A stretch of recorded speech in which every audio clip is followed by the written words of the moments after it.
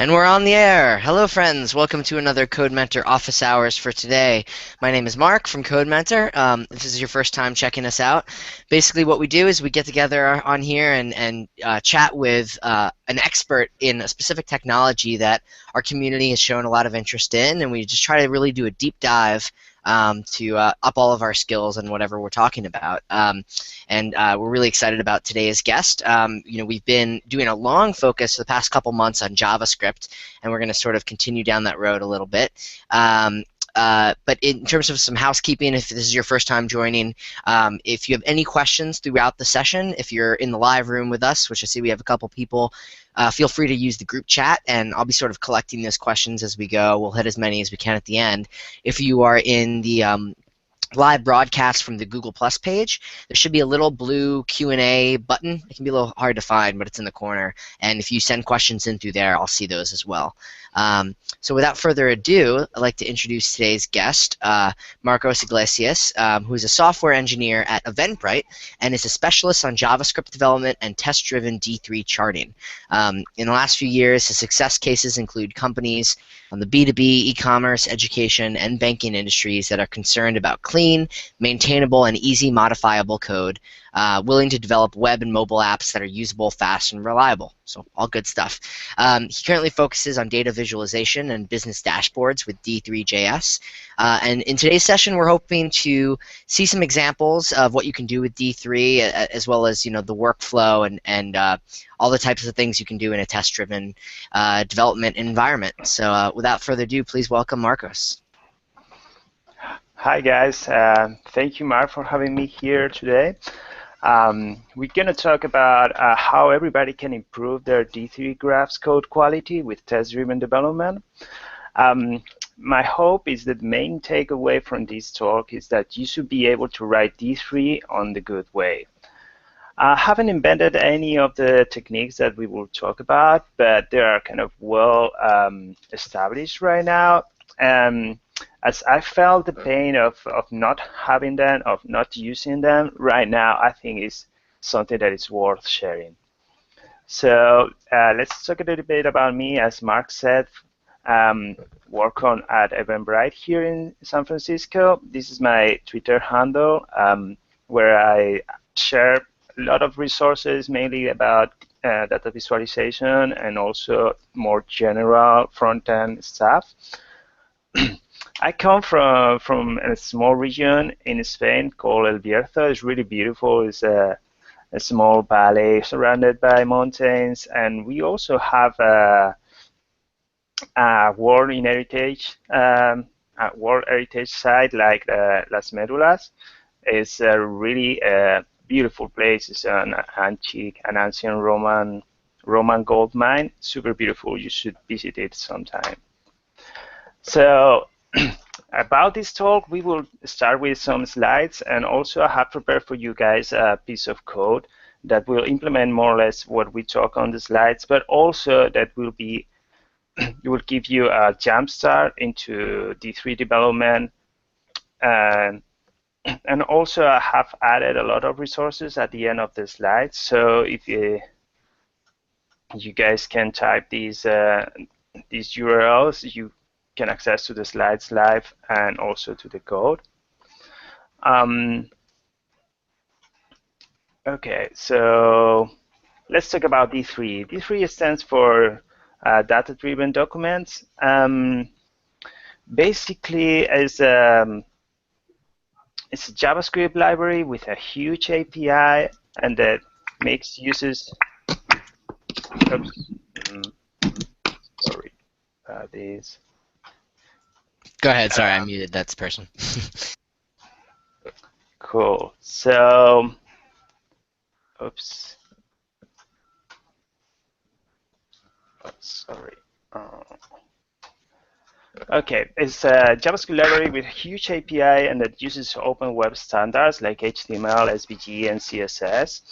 The good thing, one of the strongest points of D3 is that it allows interaction with your graphs, and in a way that other libraries doesn't allow you.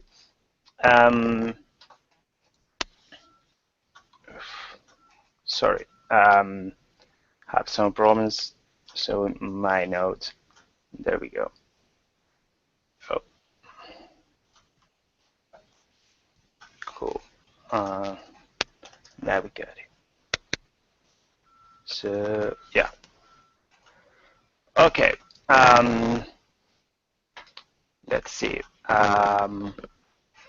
Well, basically the D3 is just a front-end toolbox to creating these kind of graphs.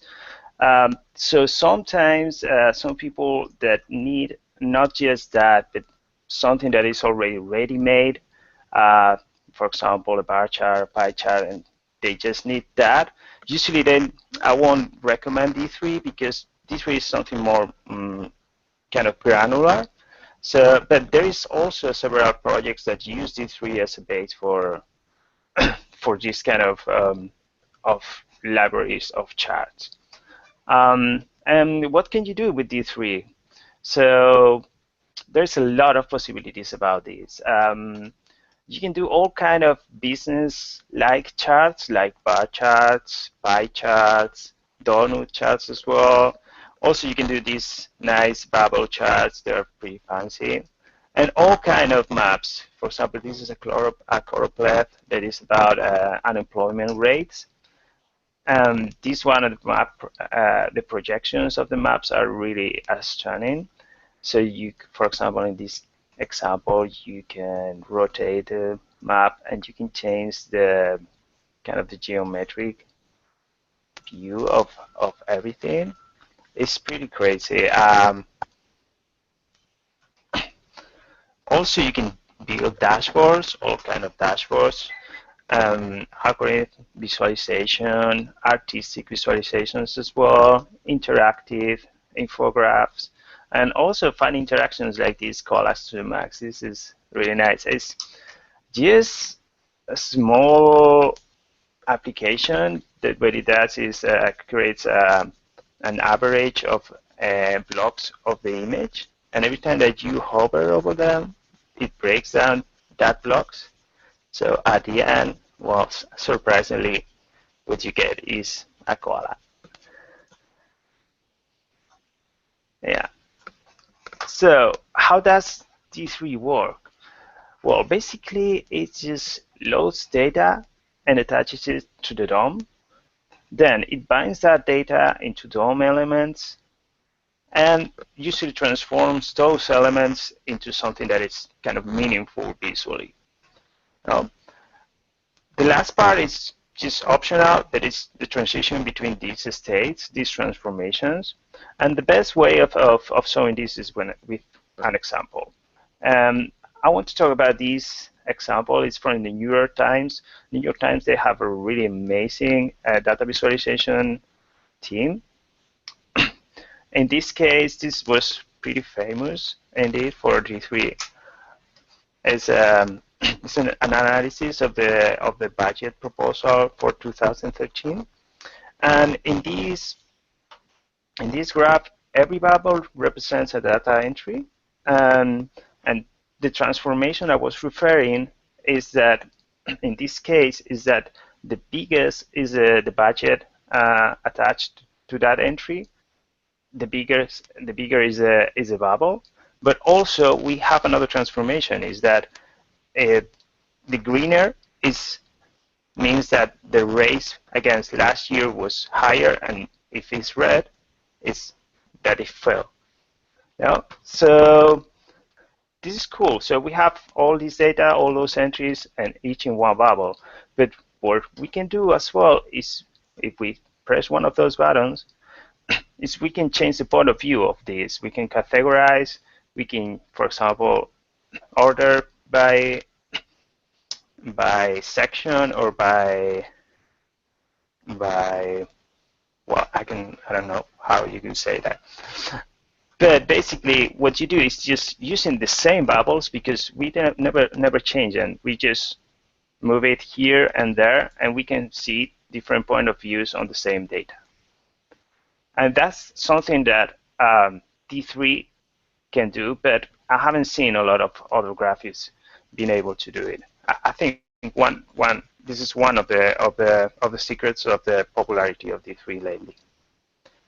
So about the good things is, yeah, it's a front-end toolbox, so you use basically all the stuff that you already using as a front-end developer, if you're a front-end developer, clearly.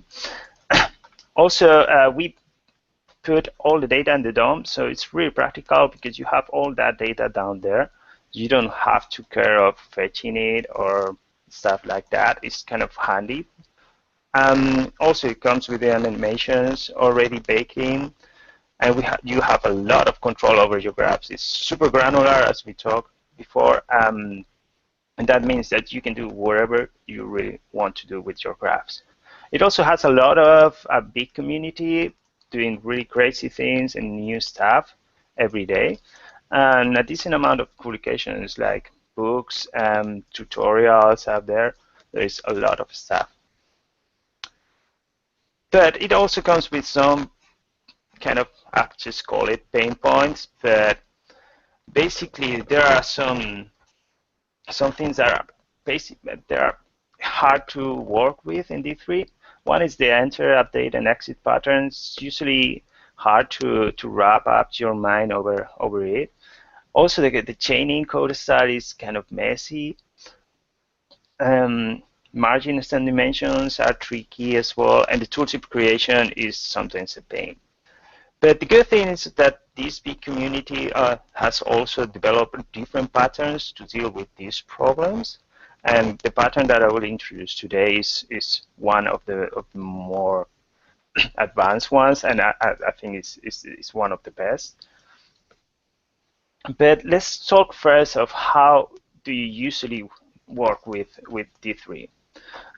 This comes from my previous experience, and usually everything is started with an idea of requirement from a client, from your product manager, from whoever, and then you will search for an example. And here we have a couple of good options for searching. We will talk about them later. Then you usually adapt the code and then maybe add or remove features. And at the end, you will polish the look and feel and make it look like what you really need. Let's see an example of this kind of workflow. Let's say that you need to create a bar chart. We will use this bar chart example by Mike Bostock. Mike Bostock is the creator of D3. If you see this graph, the idea is to represent the frequency of the different letters of the alphabet in the English language. We see that here we have some styling on CSS. Then we load the library, the D3 library. Then we set up some margins and dimensions, and we set up scales, axes, and an SVG element. If you can follow this code for now, don't worry, because we will walk over it several times on this talk. The next step is to load the data. We are just using a callback pattern. And once you load the data, then we draw all the elements on the screen. Let's see it a little bit more on detail. Now, here we have the creation of the container that basically we always use this SVG element. We're doing something super clever, but it's called the margin convention. It's something a little bit messy, but you only need to do it once per graph. Before applying this graph, it was really painful to move stuff into within the graphs, because you always had to take into account the margins, and it was really a good improvement here. The next thing that we do is we set up the scales and axes. For those of you that don't know a lot about D3, the scales are basically the glue that converts your data and the amplitude or the size of your data into pixels, into your real chart. And the axes are basically the visual representations of those scales. They get a little bit tricky sometimes, um, but we'll see how we can try to make it more clear. Then the loading of the data is just this callback pattern, and this type function is a cleaning function. And then we have here the piece that draws the axis. So we set these scales depending on the data that we have. And once we have that information, we just draw. For drawing, just basically what we do is append G elements, SVG G elements into the graph, and then we call the axis function. And here we're doing the same thing, but also we are appending a piece of text that says frequency. And this is the last part of that example that basically creates a bar with a class bar for each data entry that we have. Here we see the enter, update, and exit pattern, but we will come to it later. But what you can take from here is that basically you will repeat what is after the enter for each data entry on your data set. And the results, as you saw, is just this graph. But working this way has some problems. The first one is you get monolithic functions, and by that I mean that it's just one function, one big function that contains all the code that you need. The second one is that you are using chaining, and chaining is cool. Actually, there was a moment time ago with jQuery that chaining was super cool, but right now it's really consist, but it's not. It's a style that is not really scalable, we can say. Also, it's super hard to change code. Basically, everything that we had in that function that we saw before is kind of hard-coded. So everything is a value that you will set there, and that's it. And it's really hard to reuse, because basically what you will do if you needed another bar chart like this, but with a different color, what you will do is just copy all that function, all that code, paste it somewhere else, and change the color of this. Well, in this case, it will be just CSS. But if you have to do a bigger change, then you will just copy and paste, and that's not dry. You will repeat yourself continuously, and you will create a code that is not ideal. And that's what we get. The results are not really good. I remember crafting my first D3 projects years ago, and also at the end they were working. I never felt proud of my code. And about this last good example of this way of doing of writing D3, I've seen it lately, and it was a render method that was around 450 lines of code. Yeah, just imagine how it is to work with this method, or just imagine a stressful moment when you are ready to launch that graph, but your product manager comes in and asks you for some little changes here and there. It's super terrible to work with. And it's not serious code. You need to do exceptions in your code, because if the rest of your application is being tested, this part won't be. And you can test that code. It's pretty painful. So what if you could work with graphs the same way you work with the rest of your code? Or I could say even more. Imagine you can build a production-ready graph by changing just 25% of the code of your previous one. Now, wouldn't be that amazing? So let's see how you could do that, and you could do it in the TDD way. It won't be really strict TDD what we will do here. I will skip some steps. I will assume some information as well, but I think it will be clear. So this is the test this is the before block of our test. Basically, what we have here is a fixture for a container. So we just have a DOM element, we have a data set, and we have an instance of our bar chart. And in this last line, what we do is basically we take that DOM, we set the data into that DOM element, and we call the bar chart, our instance of bar chart, on that, passing the DOM element with the data to it. The first test we will try to accomplish is just knowing that the bar chart is there. And for that, we would use classes. So we would just check that in our fixture, in our container, there is an element called with a class bar chart. And this is the code that will make that test pass.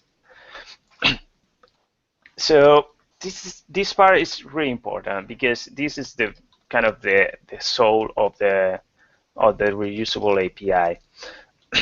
What we are doing here is note that we are using this more or less the same code that we had on the first example, but in this case, what we do, we apply them on a completely different way. The bar chart it will return a function that returns a function. So this sports is actually a closure. What means that these elements here, all these variables are private variables for now. As you see, the function accepts a selection, and that selection, and for each of the elements on that selection, we will extract the data from them, and then we will create our graph with that data. In this case, for the first test, the only thing that we needed was a bar chart element. So what we do is create an SVG element and add the class bar chart to it. Then we return that function, and that's what we get when we instantiate that, the bar chart. The next test is about containers. I really like to when I create my graphs, to create containers for every kind of functional piece of it. In this case, it's just for the X and Y axis, another one for the chart, and another one that is the container that will contain all three. The way to pass this code is basically with this build container groups function. What we'll do is just take the SVG element and append G elements to with the classes that we actually need. It's pretty easy. The next test will be about the axis. So here the thing is that the axis in D3 are compound by the axis and the scales, but we don't see the scales. The scales are something that, they are private. So what we can test is actually that the axes are written, and that's what we are checking here. And for passing that test, we need three functions. One is the one that builds the scales. So we have here the creation of a scale, the same way that we were doing before. But now, when we create the scales, we already have the data, so we can calculate the rest of the information that we need. Once we have the scales, we can create the axes. Then, once we have both, we could actually draw them. Basically, this is the same code that we saw on the first example. One thing to remember here is that you always need to create the groups first and the SVG, because then if you don't do that, you won't have the place to draw these axes. For last, what we have here is the test for the bars. It's super easy test. Basically, is you know that you want one bar for each data entry that represents one letter. No, so we just count the data set length and also count how many bar classed elements we have in our graph, and that number needs to be equal. And this is the code that creates this thing. This again the update, the enter, exit, and update pattern. We have at first, this is a data join. So we are basically selecting all the bar elements and attaching the data to it. Then for each bar, we will create, for each data entry, we will create a bar element that is basically a rectangle with a class bar and x, y, width, and height attributes. And that depend on the scales, basically, at this point. So this is one of the parts that are more difficult for people that are just starting with D3. I have pasted here a couple of links that I can try to explain it better, but I think I will never do it so well as in these two blog posts, Thinking with Joins and the general update pattern. It's a bit tricky, but once you understand it, it will be okay, because also it's always the same thing. It never changes. And for last, we have the accessors. So the accessors are the functions that allows us to change the graph without changing the core of the code of the graph. So basically, it's just adding the configuration. And what we do to test these accessors is just retrieving the default one, setting a new one, and checking that both are different and the new one is the expected one. And this is how we implement it. It's super easy because basically it's the same function that acts like a getter and a setter. So if you call this function without any parameter, you will retrieve the value of, and if you call it with a parameter, you will actually set that value as the new value of the parameter of the function. And here, well, what we get at the end is the same result, but as you know, it's not exactly the same. So here's the code of the standard way. Again, we have the setting up of the container, of the dimensions, the scales, the axis, and the setting up of the container here. Then we load the data, we end up setting up the scales, and we draw the axis, and at the end we just draw the bars. Okay, looks more or less okay, but this is the simplest example that we can think. So if it looks kind of hard to follow here, just imagine when you are doing something that is production ready and that contains tooltips, for example, that are pretty complicated. And here's the final result of the TDD way. What we do is more or less the same thing. We set up our private variables, and then we have methods for everything. So build container groups, build scales, build axes, draw axes, draw bars, and then we have the reusable API, the module definition that allows us to actually test this graph creation. So we do first the scales, then the axes that depend on the scales, then we create a container here. If it wasn't already there, we create a new one, and then we create the container elements to draw the bar and the axis. and then we add the accessors at the end. So at the end, everything that we talk about is possible because of the reusable API. Um, this methodology allows us to create configurable graphics. So um, what configurable means in this case is that we can change the look and feel of our graphs without changing the code.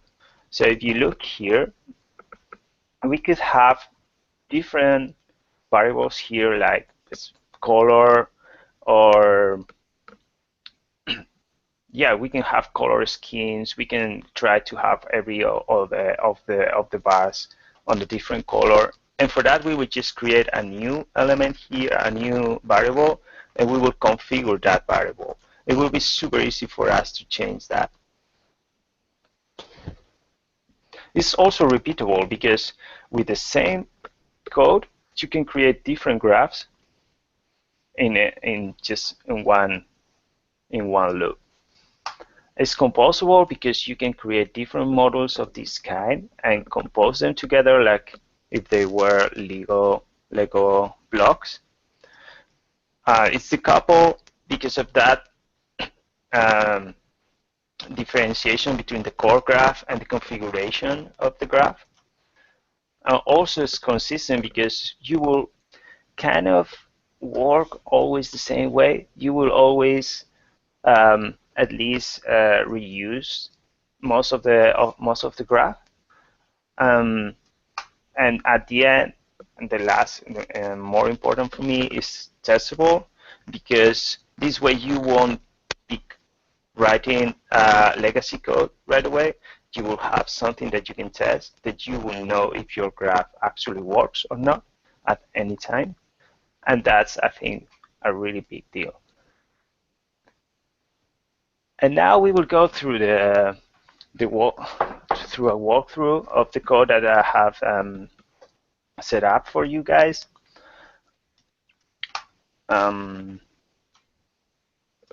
So here we have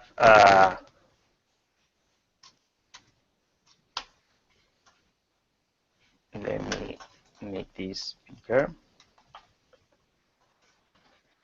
So what we have here is a repository that contains a Karma runner. Karma is just a test runner that allows us to run Jasmine tests, or any, well, actually you can use it with different testing frameworks. But what allows us is to just have all the setup that we need to run these tests.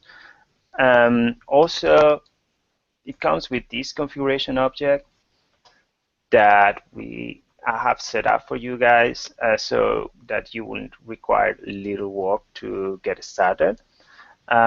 Especially the part of the fixtures are a bit tricky. This repository also features require.js as a way of defining your models and requiring your models.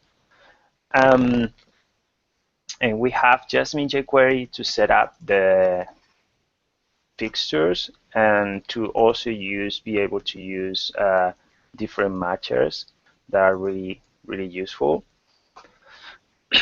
So now if you check that repository, you will see that we have the code of the bar chart. Here it's exactly the same code that we were working with. We require D3. We have our private variables. We have our functions that build the containers, the scales, the axis, and they draw the axis and draw the bars. And we have the reusable API module here doing its magic. And at the end, as always, we have the API that are our accessors. In this case, it's super basic, so it's just margin, width, and height. And here we have the tests. They look exactly the same as the code I showed you. And for running them, what we will do, what we need is just go to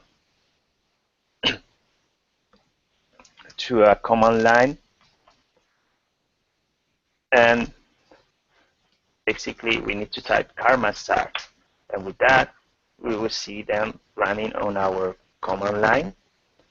Here you see executed 5 of 5 and success, and that's cool. But also sometimes you will need to debug your changes, and for that karma already pop up this Chrome window, and we can press in debug and have a screen where the screen where our tests are getting run.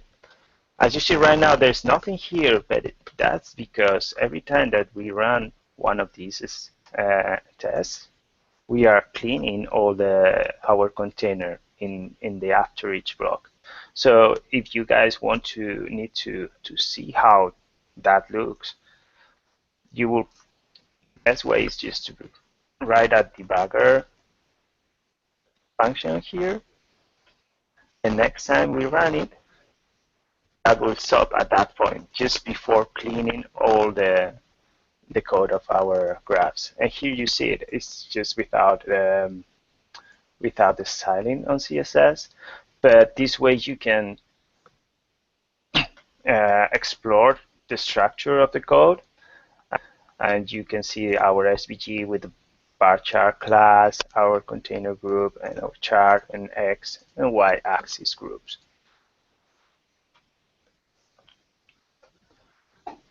I also included here, if you go download the code, there is different branches.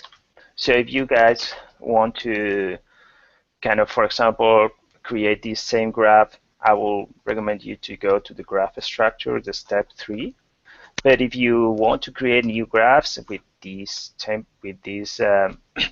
bar chart as a reference, then just go to the last step, create a new branch for it, and keep on working. It will be, if you want to create a new graph, you will just need to copy this file, rename it, same thing for the specs, and then do some modification, changing your specs and putting your code into these methods.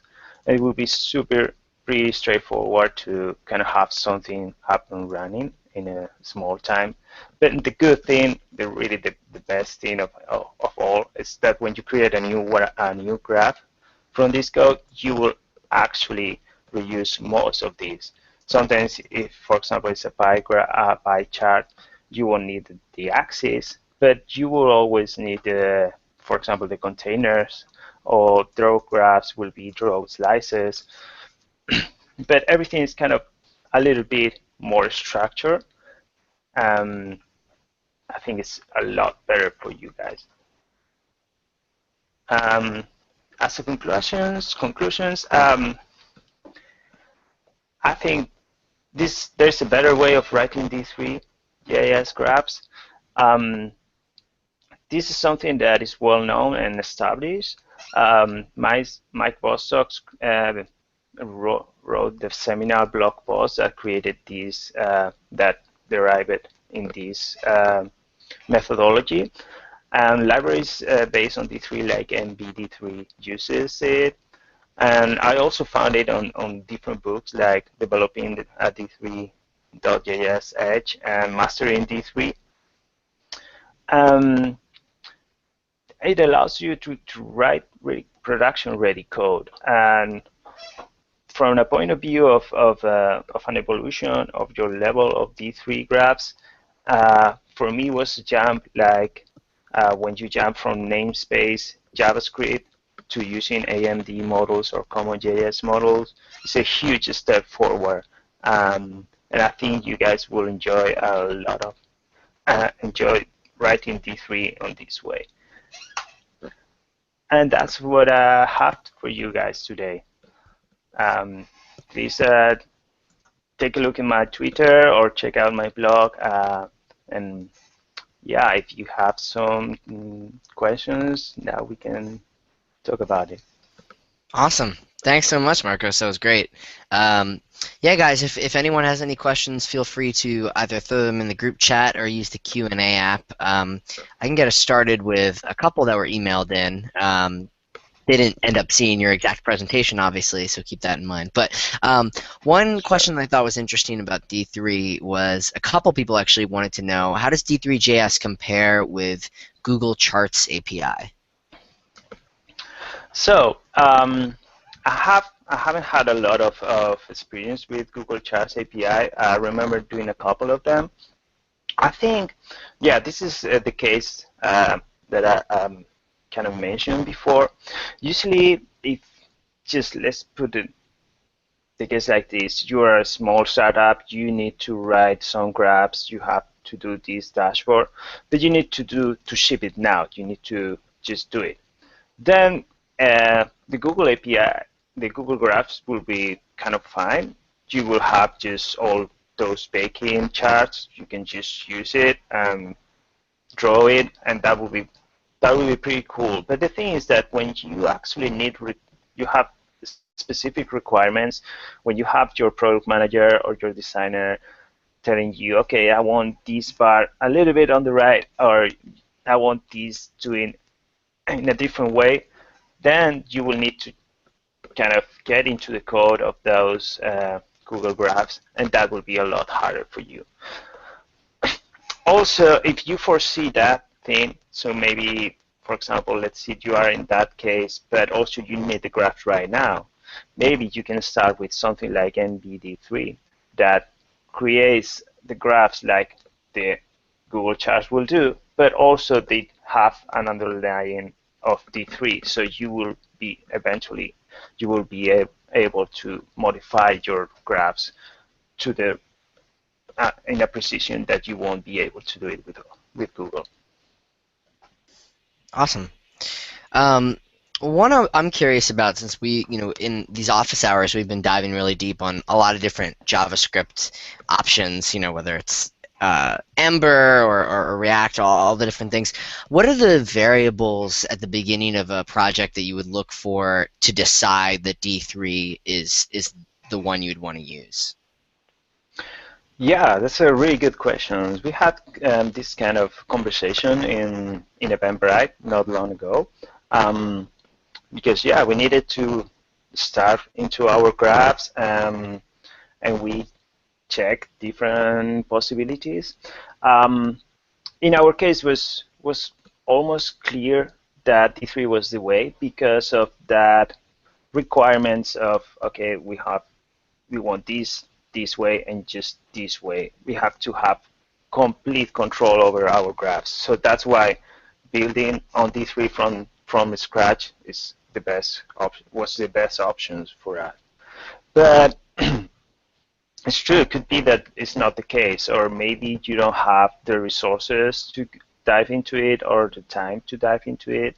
So could be that it's not the best way. But in that case, I will recommend any library that is based on D3. I don't uh, I haven't had a lot of experience with it because yeah, in my case I know how to build them. So it's yeah, I never need them. But I think they look really good. I have seen the look into I have seen the code that is below them. It looks pretty cool. Awesome. Well, people are being a little bit shy, so we don't have too many other questions. But one thing I always like to mention, guys, if this was a lot of information, this is all recorded on the Codementor YouTube channel, so I definitely recommend going back, rewatching a lot of stuff, especially the code examples. It's sometimes hard to grab it all on your first time watching, Yeah. but yeah, I mean, if there's nothing else, I don't want to take too much of more of your time, Marcos. But thank you so much for sharing all this. And not only will we have the video on the site, but we'll do a text write up of it all and share it. And I'll send an email out to everyone who RSVP'd with links to the playback and links to your work. Thank you. Thanks for having me. Thanks for giving me this platform as a way of sharing this knowledge.